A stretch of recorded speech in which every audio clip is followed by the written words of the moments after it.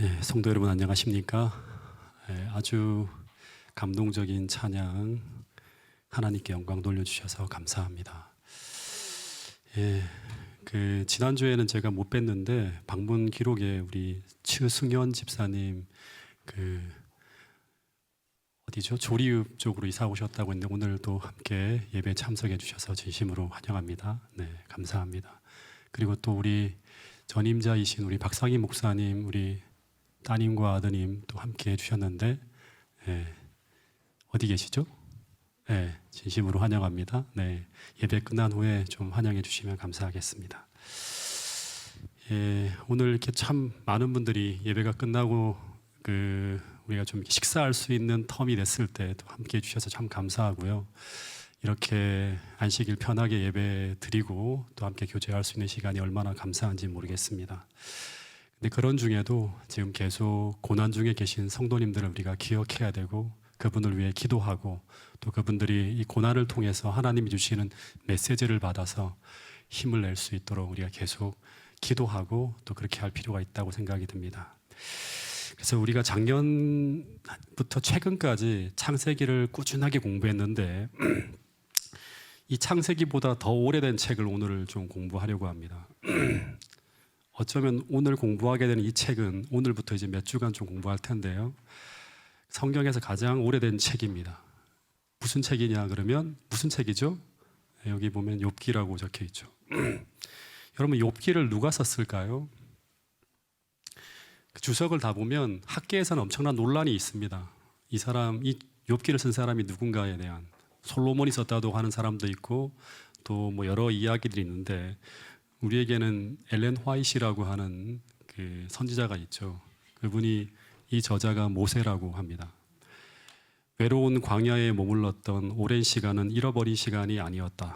모세는 그의 앞에 있는 큰 일을 위해 준비를 하고 있었을 뿐 아니라 이 기간 동안에 성령의 감화로 창세기와 아울러 욥기를 기록하였다. 이 책들은 세상 끝날까지 하나님의 백성들이 가장 깊은 흥미를 가지고 읽을 책이다라고 사인즈 1880년 2월 19일자에 보면 기록되어져 있습니다.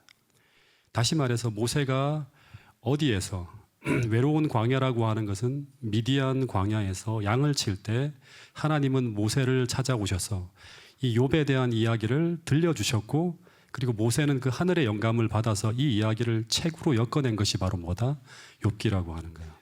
그래서 이 욥기는 모세를 통해 장소는 미디안 광야에서 쓰여지게 되는데 그런데 이 미디안 광야는 모세가 이집트 왕자로서의 직위를 잃어버리고 도망하여 40년간 머물던 고난의 장소예요. 고난의 장소. 그래서 이 책의 기록 목적은 첫 번째는 그 미디안 광야에서 고난 중에 있는 모세를 위로하고 용기를 주기 위해 주신 빛이 바로 욥기의 이야기예요. 두 번째는 동일하게 이집트에서 노예로 살아가며 고난 중에 있는 이스라엘 민족을 위로하고 현재 고난을 해석하며 마침내 그들이 이집트에서의 탈출을 이루도록 하기 위해 쓰여진 책이 무슨 책이다? 욥기라고 하는 거예요. 그래서 이 미디안 광야에서는 욥기뿐 아니라 창세기라는 책을 한 권 더 쓰게 되죠. 그래서 출애굽이 일어나기 전에 주어진 성경은 창세기와 욥기 두 권밖에 존재하지 않습니다. 그러니까 출애굽을 단행할 때 먼저는 이 욥기를 통해 그들이 처한 고난을 해석하고 이해하게 하셨고 다시 말해 이 고난을 어떻게 바라봐야 할지를 이해하게 하셨어요. 굉장히 중요합니다. 이 고난을 우리가 어떻게 바라보는가 하는가에 따라서 완전히 다른 인생을 살 수 있어요. 그 둘째는 세상을 창조하시고 역사를 주관하시는 여호와 하나님이 어떤 분인지를 창세기를 통해 알게 하셔서 그들로 하여금 출애굽이라는 엄청난 역사를 이루게 하셨다고 하는 거예요. 그런데 이 출애굽 직전 이스라엘 백성들에겐 이해할 수 없는 고난이 닥쳐오고 있습니다. 그러니까 1차적으로 욥기의 수신자는 창세기와 마찬가지로 모세와 출애굽 당시 이스라엘 백성들이 수신자예요. 그 빛을 받은 사람들이. 근데 이 출애굽기의 시작은 우리가 지금 공부하고 있지만 시작이 왜 하나님의 백성에게 이런 고난이 닥쳐왔는지 그 의문에서부터 시작돼요. 그죠? 그리고 출애굽기 중반에 가면 왜 우리가 홍해를 건너며 구원을 받았는데 왜 우리가 하나님 백성인데 이 광야에서 이런 어려움을 당해야 하는지에 대해서 묻고 있어요. 실제로 그런 질문들이 나오지 않지만 끝없이 이스라엘 백성들은 거기에 대한 답을 찾고 있었습니다.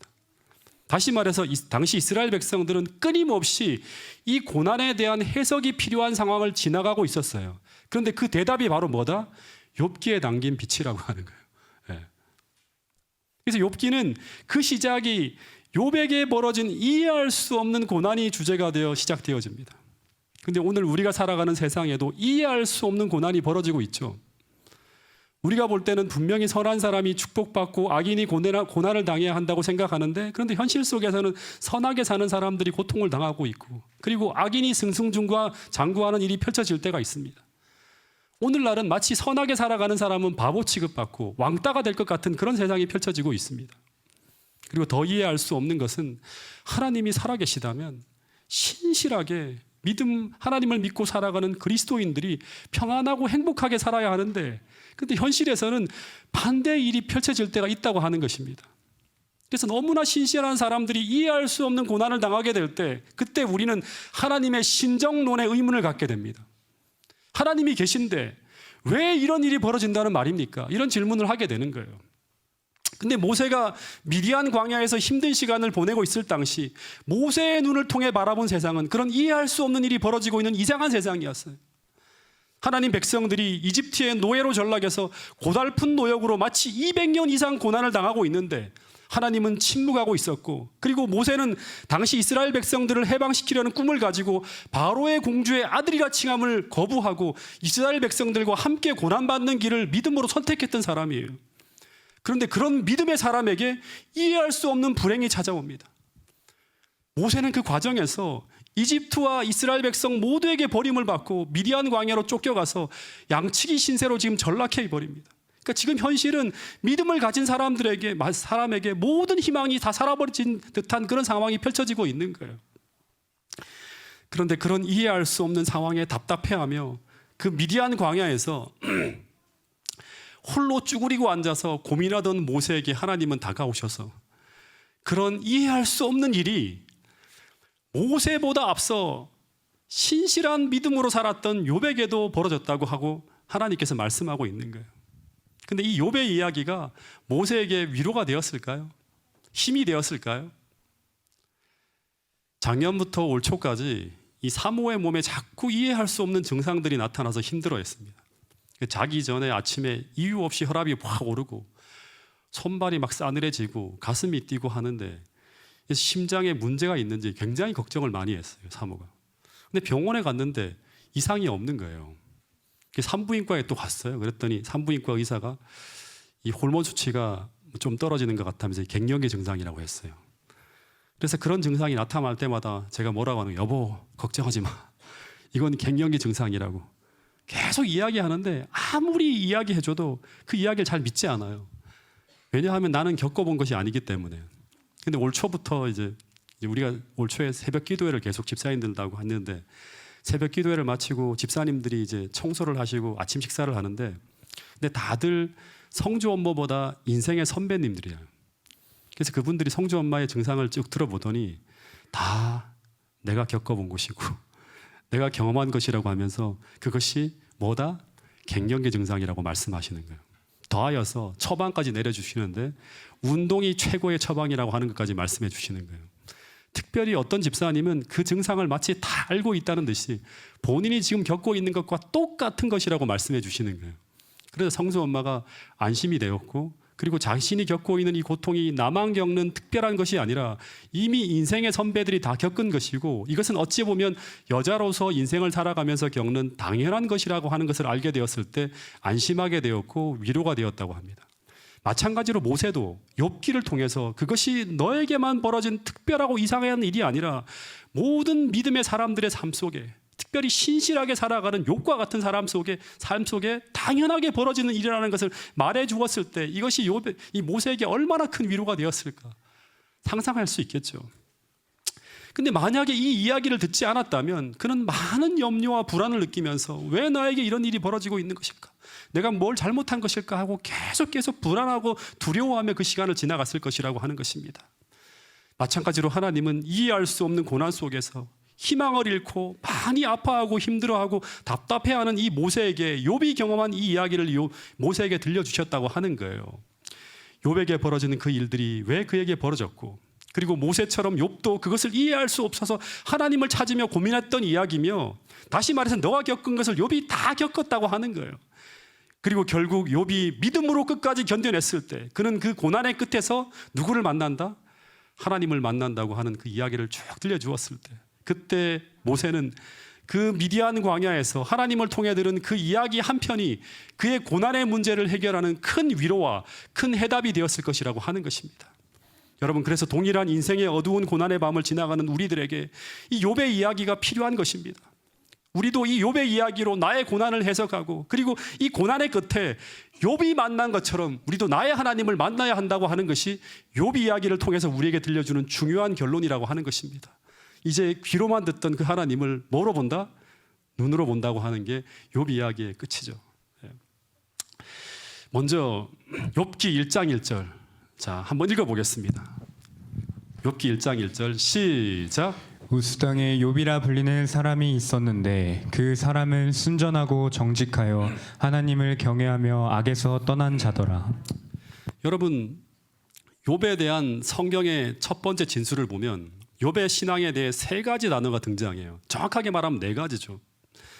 첫 번째는 뭐다? 순전하고, 두 번째는 정직하다고 하는 것, 세 번째는 하나님을 경외하고, 그 다음에 악에서 떠난 자라고 하는 거예요. 근데 이 표현은 욥을 설명할 때마다 계속 후렴처럼 나오는 표현이에요. 욥은 이런 사람이다. 하나님께서 사단 앞에서 욥을 칭찬하면서 그 욥기 1장 8절에 보면 내가 내 종 욥을 유의하여 보았느냐, 그와 같이 순전하고 정직하여 하나님을 경외하며 악에서 떠난 자가 세상에 없다. 똑같은 표현이 반복되고 있죠. 그래서 이 순전하고 정직하고 하나님을 경외하며 악에서 떠난 것, 이것은 당시 가장 신실하게 살아가는 사람들에게 사용하는 관용어와 같은 표현인 것 같아요. 다시 말해 당시에 누군가가 바른 신앙을 어떻게 하는 것이냐고 물어보면 사람들은 당시에 이런 말을 했을 거예요. 순전하고 정직하여 하나님을 경외하고 악에서 떠나는 것, 이것이 바로 참된 신앙입니다라고. 다시 말해서 순전하다고 하는 게 뭘까요? 이 세 가지, 네 가지의 표현이 언제나 등장하는 거예요. 신앙은 당시 롤모델이 욥이잖아요. 욥은 이렇게 신앙했어요 하는 거예요. 순전하다고 하는 것은 히브리어로 이 탐이라고 하는 표현을 사용하고 있는데, 이것은 온전한 거예요. 온전하다고 하는 것은 어떤 말인가 하면, 신앙에서 온전하다고 하는 건요, 제가 성경을 여러 번 읽어보니까 우리의 마음이 하나님 앞에요, 진실하고 깨끗하다고 하는 거예요. 즉 신앙하는 자세가 순수하고 진실하다고 하는 걸 의미하는 거예요. 근데 그 결과 주석에 보면 이 순전하다고 하는 이 표현은 주석에 보면 어떤 주어진 시간에 하늘이 그에게 기대하는 정도의 발전에 도달하게 되는 사람이라고 표현하고 있어요. 즉 완전한 신앙이라고 하는 표현은 성숙한 신앙을 하는 사람을 말하는데, 실제 구약에서 탐이라고 하는 단어는 신약에서 텔레이오스로 번역되어집니다. 텔레이오스는 성숙한이라고 번역되어지는 단어예요. 그래서 우리가 하나님 앞에 진실하고 깨끗한 그런 마음을 가지고 하나님 앞에 나가는 사람은 하나님께서 우리에게 주어진 어떤 한 시간에 하늘에서 바라고 원하는 그 목표에까지 우리 신앙이 성숙하고 그렇게 성장한다고 하는 거예요. 그래서 더하여 정직하다고 하는 것도 마찬가지죠. 하나님 앞에 바르고 진실하고 깨끗한 마음을 가지고 살아가는 신앙인이라고 하는 거예요. 정말 중요해요. 오늘 우리가 하나님 앞에 정직하게 신앙하고 있는가? 정말 사심 없이 순수한 마음을 가지고 하나님을 바라보고 있는가? 그 신앙이 어떤 신앙인지를 보여주는 게 바로 욥기예요. 근데 그가 그렇게 신앙하는 이유가 무엇인가? 그 다음의 내용이 정말 중요하죠. 하나님을 경외하고 있기 때문이에요. 정말 중요한 단어입니다. 그래서 그 결과 그런 마음으로 신앙을 하기 때문에 자연적으로 악에서 떠나는 거예요. 마치 악을 위험한 곳에서 피하듯이 악을 피하는 것, 그게 바로 신앙이라고 하는 거예요. 오늘 우리에게 달콤한 유혹들이, 죄악들이 우리를 유혹할 때 우리가 자동적으로 하나님을 경외하는 마음으로, 하나님을 두려워하는 마음으로 그것을 피하고 있는가, 물리치고 있는가, 오늘 우리의 신앙을 점검해 봐야 된다고 하는 것입니다. 근데 모세가 독자들에게 욥을 묘사하기에 굳이 이렇게 네 가지 개념으로 그의 신앙을 묘사하고 있는 이유는 욥이 단지 착한 사람이라는 것을 강조하기 위한 것이 아니라 오히려 욥이 가지고 있는 그 신앙적 특징을 완벽하게 묘사하기 위해 사용된 거라고 하는 거예요. 이 네 가지 단어는 우리가 주목해야 된다고 하는 거예요. 그래서 생각하게 되는 것이 있는데 오늘날 누군가가 신앙이 무엇이냐고 묻는다면 우리는 이렇게 대답하지 않습니다. 그냥 보통 신앙이 무엇인가라고 묻는다면 신앙은 하나님을 믿는 것이라고 이렇게 대답을 해요. 근데 이 말이 오늘날 너무나 모호하게 표현되어지고 있다고 하는 거예요. 하나님을 믿는다고 하는 것이 무엇인가? 근데 구약 성경을 쭉 읽어보면 구약에서 신앙을 정의하는 것은 신앙은 다시 말해서 믿음을 가지고 산다고 하는 것은 단순히 하나님을 믿는 것만이 아니라 항상 하나님을 경외하는 것이 그 시작에 포함되어 등장하고 있다고 하는 거예요. 여기서 모든 신앙의 경험이 시작되어지는 거예요. 하나님을 두려워하지 않고 하나님을 경외하지 않으면 어떤 신앙의 결과도 만들어지지 않아요. 잠언 1장 7절에 보면 여호와를 경외하는 것이 모든 지식의 근본이라고 이야기하고 있습니다. 그리고 신명기 31장 13절에 보면 모세가 이스라엘 백성들에게 그들이 요단강을 건너가기 전에 그들에게 유언처럼 당부하는 게 있어요. 그들에게 말하기를 또 너희가 요단을 건너가서 차지할 땅에 거주할 동안에 이 말씀을 알지 못하는 그들의 2세의 자녀들에게 뭐를 배우게 하라? 뭐를 배우게 하라? 여호와를 믿는 것을 배우게 하라고 하지 않고 뭐라고 했어요? 내 하나님 여호와를 경외하기를 배우게 할자라고 하는 거예요. 이 말이 무슨 의미인가 하면 당시 이스라엘 백성들은 하나님의 존재하심을 다 믿었어요. 왜냐하면 그들은 늘 기적을 보며 살고 있었으니까. 구름 기둥과 불 기둥, 만나, 홍해 기적, 열재앙, 다시 말해서 하나님의 존재하심을 부인할 수 없는 일들이 벌어지고 있었어요. 그러나 그들은 순종하지 않았고 악을 멈추지 않았다고 하는 거예요. 여러분, 이런 패턴은 똑같이 반복되어져요. 노아 홍수 직전에도 무수히 많은 사람들이 하나님을 믿노라고 하는 많은 사람들이 살고 있었어요. 그들은 에덴 동산을 매일 보고 있었고 두루 도는 불칼과 하나님의 천사들도 보며 하나님의 존재하심을 부인할 수 없는 환경 가운데 살고 있었어요. 근데 당시 사람들은 하나님의 존재하심을 믿고 살아가고 있었지만 그들은 하나님 말씀을 순종하지 않았다고 하는 거예요. 에덴 동산을 보면서도 가인의 후예들은 죄악을 멈추지 않았고 두루 도는 불칼과 화영광과 그룹 천사를 보면서도 셋의 후손들의 타락은 멈추지 않았다고 하는 거예요. 하나님 백성들이 계속 타락해 가는 거예요. 근데 그 이유가 무엇 때문인가? 그 이유는 단 하나. 그들은 하나님의 존재하심을 믿고 있었지만 하나님을 경외하지 않았다고 하는 거예요. 여러분, 오늘도 마찬가지일까요? 잠언 16장 6절에 아주 중요한 말씀을 우리에게 던져주고 있습니다. 이 말씀을 같이 한번 읽어보겠습니다. 시작. 인자와 진리로 인하여 죄악이 속하게 되고 여호와를 경외함으로 말미암아 악에서 떠나게 되느니라. 여러분, 욥기서 1장 1절 말씀과 딱 연결되죠. 인자와 진리로 인하여 죄악이 속하게 되고 여호와를 경외함으로 말미암아 악에서 떠나게 되느니라. 그래서 여러분, 오늘 우리가 하나님을 경외하지 않는 사람이라면 우리는 절대 하나님 말씀에 순종하지 않을 것입니다. 성경 이야기를 다 알고 있고 다 믿는다고 하면서도 우리에게 죄는 사라지지 않을 것입니다. 우리는 하나님의 이름을 부르면서도 절대 하나님의 계명을 존중하지 않을 것입니다. 그 모습이 바로 노아 홍수 직전을 살다간 셋의 후손과 출애굽 당시 이스라엘 백성들의 모습이었어요. 그리고 이 모습이 이 마지막 시대를 살아가는 오늘 우리들의 모습일 수 있다고 하는 것입니다. 여러분, 그런데 이 욥의 신앙에 나타난 이 신앙적 특징들은 종말을 살아가는 하나님 백성들의 모습이라는 것을 우리는 간과해서는 안 된다고 하는 것입니다. 여러분, 요한계시록 14장 7절에 보면 종말의 하나님의 백성들은 단순하게 하나님의 존재하심과 그 하나님이 창조주 하나님을 믿기만 하는 사람들이 아니라 그들은 하나님을 어떻게 하는 사람들이죠? 두려워하며 그분에게 영광을 돌리는 하나님을 경외하는 사람들이고, 그리고 그 하나님을 경외함으로 악에서 떠나 하나님의 계명을 예수의 믿음으로 신실히 지키며 살아가는 사람들이 될 것이라고 하는 것입니다. 다시 말해서 그들은 욥처럼 순수하고 정직한 마음으로 하나님을 경외하며 악에서 떠난 자로 구별된 성도로서의 삶을 살아가게 될 것이라고 성경은 이야기하고 있습니다. 오늘 이 신앙을 우리 모두가 본받기로 결심하는 여러분과 저가 될 수 있기를 간절히 바라겠습니다. 그리고 그런 사람들을 하나님은 당신의 백성으로 옹호하고 반대로 사단은 그들의 믿음을 시험하려고 할 것이라고 하는 거예요. 그래서 마지막 때에 뭐가 펼쳐지죠? 야곱의 환란이 일어나게 되는 것이고, 그리고 이것이 바로 조사심판의 쟁점이 된다고 하는 이야기예요. 여러분, 욥기서를 읽어보면 조사심판에 대한 정확한 교훈을 다 얻을 수 있습니다. 여러분, 여기서 한 가지만 좀 더 생각해 보면 우리가 어떻게 하나님을 경외할 수 있을까 하는 거예요.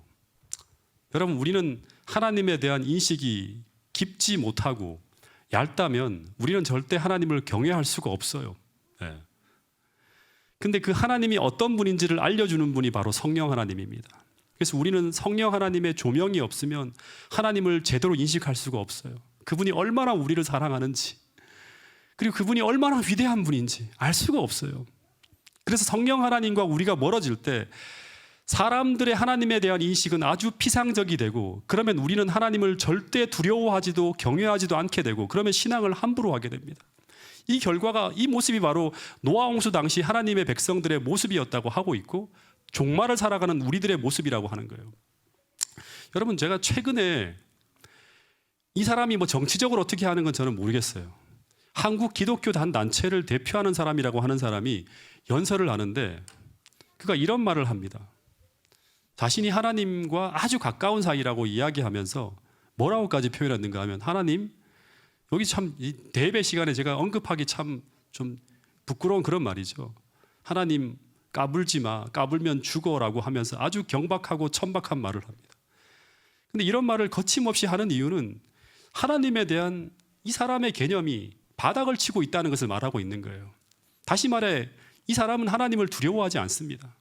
하나님을 경외하지도 않고, 그래서 그들이 하나님을 예배한다고 하지만 실제로는 그들은 하나님을 예배하는 것이 아니라 그들은 그 시간 자신을 숭배하는 예배를 드립니다.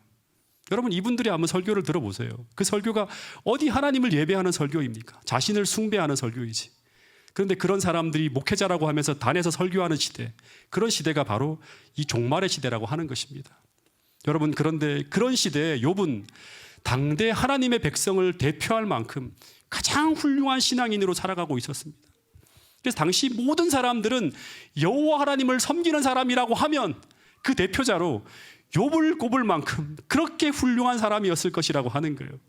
여러분, 마찬가지로 이런 종말적 시대에 하나님을 경외하는 사람들이 다 사라져가고 희귀해져가는 이 시대에 여호와를 경외하는 사람이 누구인가, 누구를 보면 그걸 알 수 있는가라고 물으면 하나님께서, 아니, 이 세상 모든 사람들이 그 롤모델로 여자의 남은 자손, 교회 내에 남아있는 무리, 바로 우리들을 꼽을 만큼 그렇게 순전하고 진실하게 하나님을 예배하는 자들이 바로 오늘 저와 여러분들이 될 수 있기를 간절히 바라겠습니다.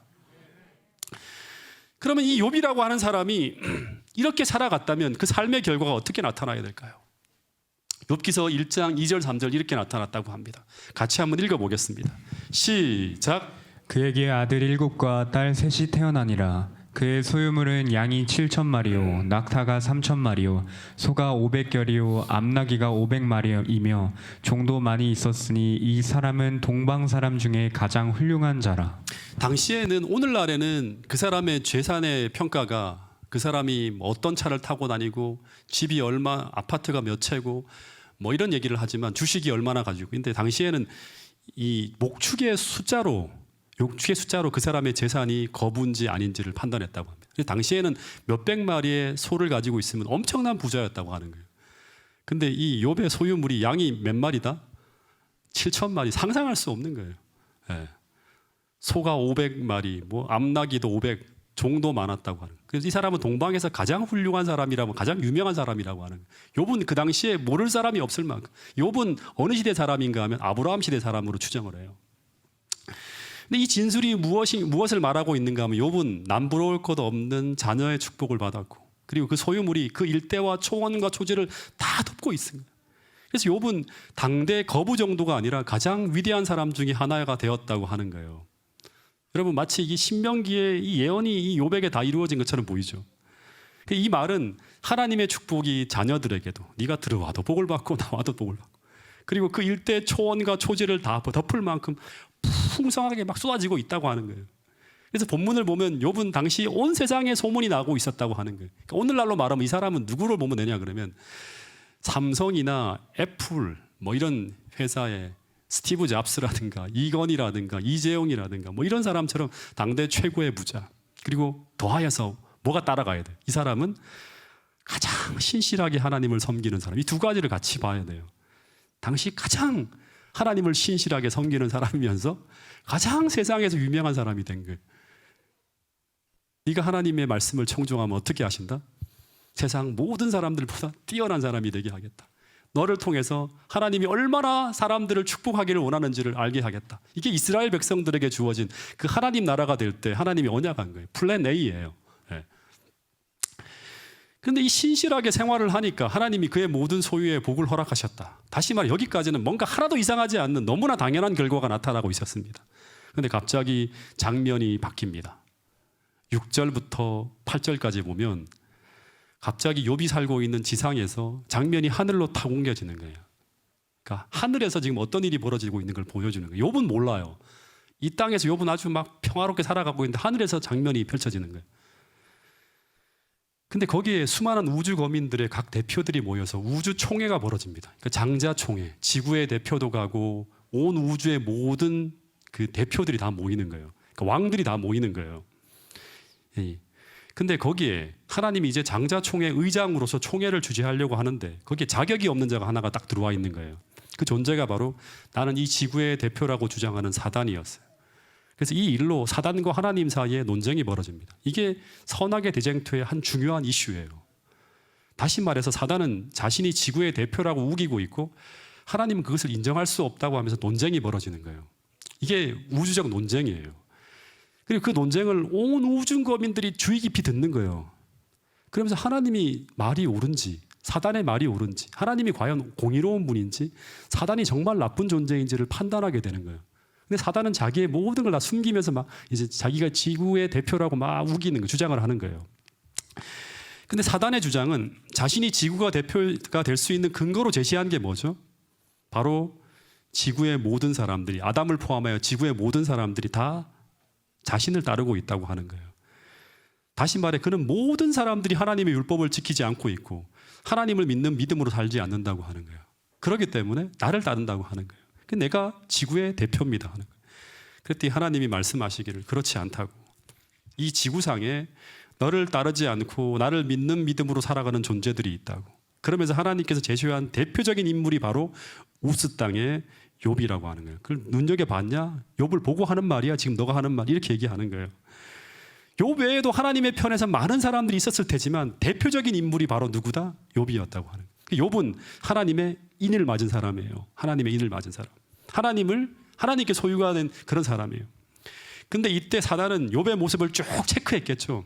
그리고 난 후에 그는 욥이 하나님의 소유라는 것을 인정할 수 없다고 하는 거예요. 그러면서 그 이유로 제시한 것이 무엇인가 하면 욥기 1장 9절부터 10절 말씀에, 이 말씀은 정말 중요한 건데요. 제가 교동문에서 띄워드렸죠. 한번 읽어보겠습니다. 시작. 사탄이 여호와께 대답하여 이르되 욥이 어찌 까닭없이 하나님을 경외하리이까? 주께서 그와 그의 집과 그의 모든 소유물을 울타리로 두르심 때문이 아니니까? 주께서 그의 손으로 하는 바를 복되게 하사 그의 소유물이 땅에 넘치게 하셨음이니이다. 그러니까 그러니까 사단이 말하는 욥이 하나님을 섬기는 이유는 바로 뭔가 하면 그가 그렇게 신실하게 생애하는 것이 하나님을 진심으로 사랑하고 경외하는 마음을 가지고 있어서 그렇게 하는 것이 아니라 그가 하나님을 섬기는 이유는 뭐가 있기 때문이다? 까닭이 있기 때문이라고 하는 거예요. 이 까닭이 있기 때문이라는 이 말이 굉장히 의미심장하고 중요한 말이에요. 그러면 까닭 없이 우리가 하나님을 섬겨야 되나요? 네? 다시 말해 사단이 주장하기를 욥이 하나님을 섬기는 진짜 이유는 하나님이 그 집과 모든 소유물을 산울로 두르시고 주께서 그 손으로 하는 바를 축복하셨기 때문에, 다시 말해 까닭이 있기 때문에 그가 하나님을 경외하는 것이지, 그가 하나님을 경외하는 것이 아니라 하나님을 경외하는 것처럼 살아가고 있는 거라고 하는 거예요. 다시 말해 사단이 주장하기를 오늘 우리가 모든 것이 잘 되는 가운데 행하는 신앙은 검증되고 증명된 신앙이 아니라고 주장하는 거예요. 다시 말해서 세상적 축복이 쏟아지는 가운데 승승장구하며 형통한 가운데 행하는 그런 신앙은 누구든지 다 할 수 있다고 하는 거예요. 왜냐하면 악인이라도 그렇게 할 수 있지 않은가 하는 거예요. 여러분, 이 말은 예수님이 산상수훈 가운데서 너희가 너희를 사랑하는 자를 사랑하면 무슨 사랑이 있겠는가? 이방인도 이같이 아니하느냐 하는 말과 일맥상통하는 이야기입니다. 다시 말해서 나에게 잘해주는 사람에게 사랑을 표현하는 것은 믿음이 없는 악인도 할 수 있는 것이라고 말하는 거예요. 다시 말해 너가 그런 사랑만 가지고 있다면 너가 천상의 사랑을 가지고 있는 참 하나님의 아들이 될 수 없다고 하는 거예요. 그렇게 증명될 수 없다고 하는 말이죠. 마찬가지로 사단은 욥의 신앙을 테스트해서 그 신앙을 증명해 보아야 한다고 하는 거예요. 근데 이 말이 근거가 있습니까? 없습니까? 근거가 있죠. 이걸 무시하면 안 돼요. 이 말은 아주 똑똑한 사단이 딱 그걸 파고 들어가는 거예요. 그 제시하는 것이 무엇인가 하면 그 모든 축복을 한번 거두어 보시라고. 그러면 내가 장담하는데요, 그가 분명히 하나님을 경외하는 척하는 그 가면을 벗고 그의 본심을 드러낼 것인데, 그것은 바로 하나님을 욕하며 떠나게 되는 것이 될 것이라고 하는 거예요. 이게 출애굽 당시 이스라엘 백성들의 모습이었죠. 예. 여러분, 그래서 욥의 신앙을 확인하기 위한 테스트가 바로 욥기 1장부터 1장 13절부터 쭉 시작되는 이야기입니다. 처음에는 그의 재물, 그 다음에는 그의 가족, 그리고 마지막은 그의 몸까지 손을 대는 고난이 순차적으로 고난의 강도를 더해가며 벌어지게 됩니다. 하나님은 욥의 믿음을 정확하게 테스트하고 그의 신앙과 그의 성품과 그의 모든 것을 다 테스트한 다음에 거기까지만 허락한다고 해서 허락을 해주시는 거예요. 근데 이 고난의 강도가 세어지면 세어질수록 욥의 믿음은 더욱 찬란하게 빛을 발하게 됩니다. 여러분, 그래서 욥은 가장 아름다운 믿음을 지닌 사람으로 증명되어집니다. 만약 욥의 속에 믿음이 없었다면 그 반대의 모습이 나타났겠죠. 사단이 말하는 것과 같은 모습으로 불평, 불만, 그리고 최악으로는 하나님을 욕하는 모습으로 신앙을 떠나게 되겠죠. 여러분, 실제로 광야에서 벌어진 이스라엘 백성들의 모습이 바로 이 모습입니다. 홍해에서 그들이 구원을 받았다고 말하지만, 그들이 하나님을 섬기노라고 말했지만, 실제 광야라고 하는 고난의 길에서 그들은 하나님을 경외하는 믿음이 없다는 것이 증명되어지고 있었어요. 그래서 여러분, 하늘에서 벌어지는 이 논쟁과 이런 시험이 욥에게만 해당되는 것이 아니라는 거예요. 그러면 욥기서를 기록할 필요가 없죠. 이 이야기는 욥에게만 필요한 내용이라면 욥에게만 들려주면 돼요. 근데 이렇게 욥기가 성경으로 기록된 이유는 지금 욥기를 통해서 보여주는 이 한 장면을 통해서 하나님은 오늘 우리 모두의 신앙과 믿음이 이런 동일한 방법으로 검증되어지고 있음을 계시해주고 있다고 하는 것입니다. 왜냐하면 사단은 오늘도 이 땅을 살아가는 모든 그리스도인들을 참소하며 하나님께서 우리를 구원하려 하실 때마다, 우리를 축복하려고 하실 때마다, 우리를 보호하려고 하실 때마다 그 하나님의 구원하시는 그 행위와 그 일에 의문을 제기하며 반대한다고 하는 거예요. 여러분, 요한계시록 12장 10절에 보면 사단은 그래서 뭐라고 하는가 하면 형제를 참소하는 자, 우리 하나님 앞에서 밤낮으로 저 사람 믿음 없는 사람이라고, 하나님이 축복하시고 도와주시고 하면 그것은 불공평하다고 이런 얘기를 하는 거예요. 당신 소유물이 아니라고 하는 거예요. 여러분, 근데 이 장면은 지금 하늘 지성소에서 벌어지고 있는 조사심판의 장면이에요. 조사심판은 이 세상에 누가 하나님의 참 백성인지를 조사하여 검증하는 거죠. 이 검증이 끝나면 하늘로 가는 거예요. 근데 그 증명은 하나님의 입장에서는 필요가 있다 없다? 없어요. 왜냐하면 하나님은 이미 욥의 마음속 그 신앙의 동기와 믿음을 다 아시기 때문에 그 내 백성이라고 하는 거예요. 다시 말해 하나님은 욥을 시험할 필요가 없어요. 근데 욥이 시험되어지는 이유는 하나님과 사단 사이에 벌어진 이 논쟁으로 인해서, 더 정확하게 말하면 사단의 참소와 고소로 인해서, 다시 말해 온 우주 거민들 앞에 하나님이 우리를 공의롭게 구원하려면 욥의 안에 있는 믿음을 증명하는 일이 필요했다고 하는 것입니다. 그래서 그 믿음을 시험하는 과정에서 고난은 필연적으로 찾아오는 것이에요. 근데 이 시험의 강도가 강해지면 강해질수록 그때 우리 신앙의 동기가 더욱 분명하게, 더욱 순수하게, 더욱 찬란하게 드러난다고 하는 거예요. 우리의 믿음도 그렇게 증명되어진다고 하는 것입니다.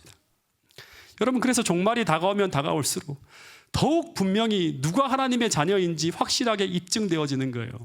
여러분, 그런데 주님이 재림하시기 직전 그 시험의 절정이 무엇인가 하면 바로 일요일 휴업령과 야곱의 환란이죠. 그리고 그때 그 최대의 시험을 통해서 우리 안에 있는 신앙의 동기가 가장 선명하게 드러나게 되고, 그리고 그때 우리 안에 있는 그 믿음이 가장 선명하게 우주 거민들 앞에 드러나게 될 때 그때 주님은 재림하시는 거예요. 그래서 야곱의 환란이 주님의 재림 앞에 있게 되는 거예요. 여러분, 이 글을 제가 참 좋아하는데요.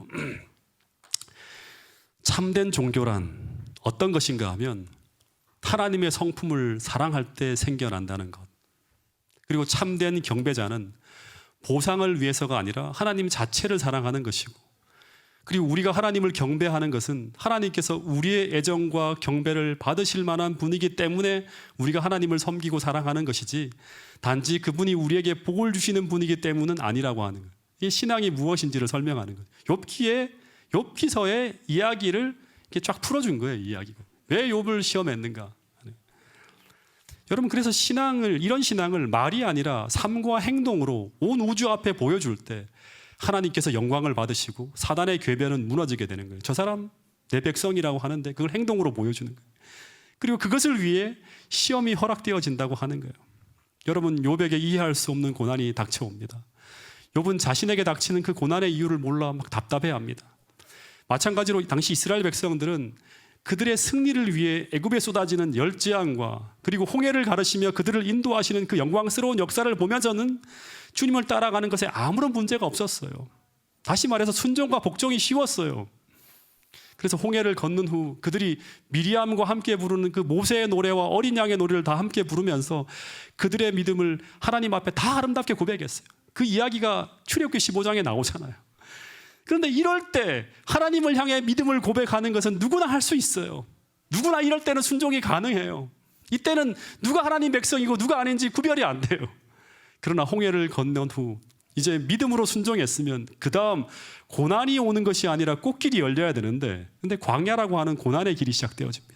그러면서 물이 떨어지고 양식이 떨어지면서 전혀 예상하지 못한 힘든 시련이 찾아왔는데, 근데 이때 이 광야의 시련 속에서 그들은 그들의 신앙의 동기, 왜 그들이 하늘 가나안을 가려고 하는가, 그들 속에 담긴 그 믿음의 고백, 하나님을 정말 사랑한다고 하는 것, 하나님을 섬기겠다고 하는 것, 이게 십계명 속에 십계명으로 언약할 때 그들의 고백이었죠. 그 고백이 진실한 고백이었는지 아닌지 그 모든 것이 다 드러나는 시간이 바로 광야였어요. 다시 말해 이 시련 속에서 그들 안에 있는 모든 것이 철저하게 시험되어졌다고 하는 거예요. 그리고 이 시험을 통해서 하늘에 들어갈 자와 광야에서 생을 마감할 자가 가려지게 된다는 거예요. 여러분, 그래서 오늘 우리가 잘 나갈 때도 정말 신앙을 잘해야 되지만 특별히 고난이 찾아올 때, 다시 말해서 우리 인생의 밤이 찾아올 때, 그때 우리는 더욱 믿음을 점검해서 믿음으로 그 고난을 해석하고 헤쳐나가는 법을 배워야 한다고 하는 사실을 우리 모두가 잊지 않게 되기를 간절히 바라겠습니다. 왜냐하면 그때는 말이 아니라 삶과 행동으로 우리 믿음을 드러내는 시기이기 때문이에요. 여러분, 우리는 마지막 때 우리가 고백한 그 믿음의 고백이 아니라, 말이 아니라 우리의 행위로 심판을 받게 된다고 하는 거예요. 제가 이 성경절을 띄워놨는데, 계시록 20장 11절 13절에 보면, 여러분, 믿음으로 우리가 믿음으로 구원을 받지만 심판은 행위로 심판받는다고 하는 이유가 바로 이거예요. 이 이야기를 하는 거예요. 욥기서를 잘 읽어보면 계시록 20장 12절과 13절의 이 말씀이 어떤 의미인지, 행함으로 말미암아 구원받는 게 아니에요. 그죠? 이 이야기가 어떤 의미인지를 우리는 이해할 수 있게 되는 거예요. 마지막으로 예화 하나를 좀 여러분들에게 소개할까 합니다.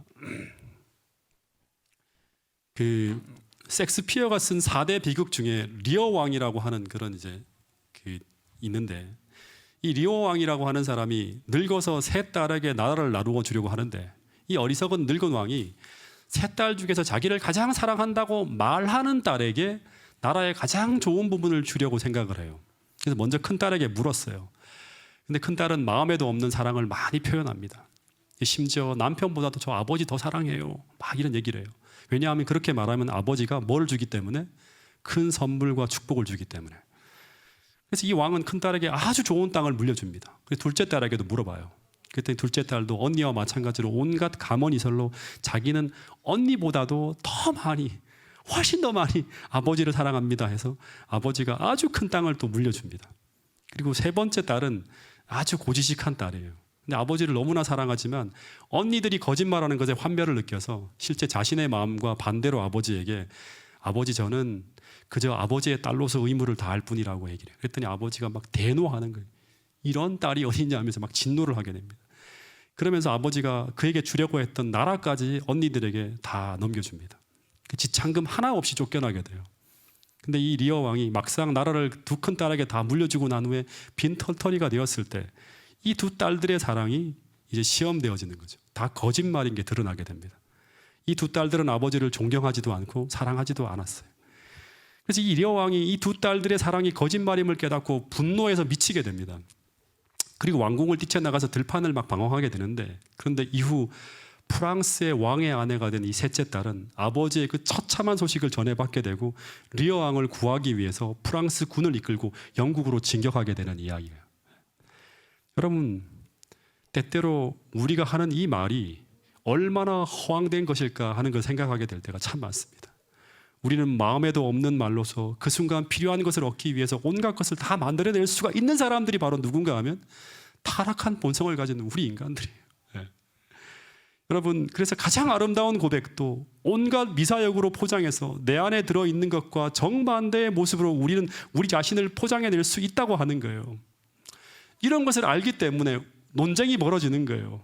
그래서 하나님은 우리가 하는 말보다 우리가 그 행하는 그 행동을 통해서 우리 안에 있는 것이 무엇인지를 온 우주 앞에 공개하셔야 돼요. 그래야지만 정확하게 심판할 수가 있는 거예요.